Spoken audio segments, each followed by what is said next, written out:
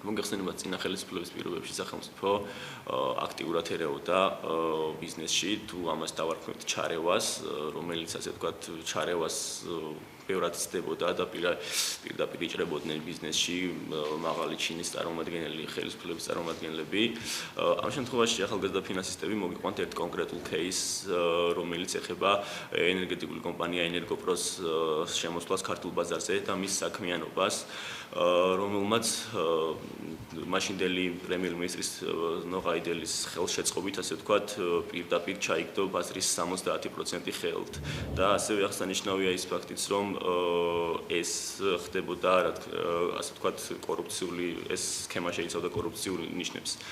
საქმე მდგომარეობს იმაში, რომ 2006 წელს, როდესაც ენერგოპრო შემოვიდა ბაზარზე, გამოცხადებული ტენდერში მონაწილეობდა 8 კომპანია, საქართველოს მაშინდელ მთავრობამ, ასე ვთქვათ, არჩევანი შეარჩერა ენერგოპროზე, რომელსაც ორ ჰესში, უბრალოდ 4 ჰესსა და ორ სადისტრიბუციო კომპანიაში უნდა გადაიხადა 312 მილიონი დოლარი.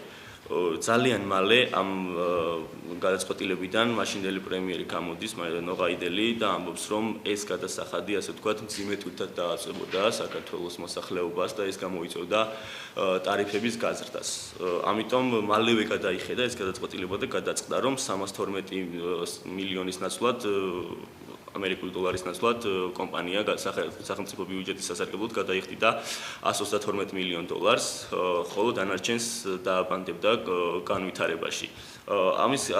აქედან გამომდინარე, ძალიან მალე ისევ გამოდის პრემიერი ნოღაიდელი და აკეთებს ასეთ განცხადებას, რომ შეთანხმება ყოველთვის ასე ვთქვათ სასარგებლოდ დასრულდა, ყველა მხარე მოგებული დარჩებოდა აქედან, კომპანია გადაიხდიდა 132 მილიონ დოლარს, ხოლო დანარჩენს დააბანდებდა ენერგეტიკის განვითარებაში და ძალიან მალე გვექნებოდა უფრო მდგრადი ენერგეტიკული სფერო.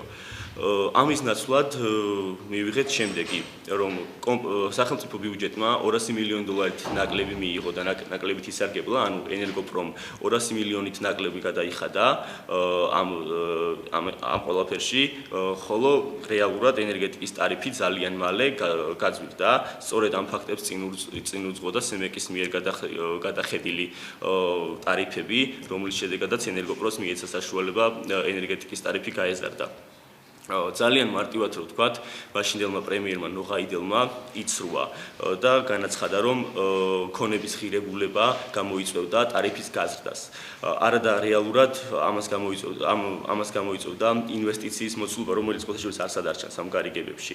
სწორედ აქედან გამომდინარე, ამ კორუფციული სქემიდან გამომდინარე, ენერგოპროს მიეცა საშუალება ბაზარზე, ასე ვთქვათ, მონოპოლიის როლი შეესრულებინა და ბაზრის 70% ხელში ჩაეგდო.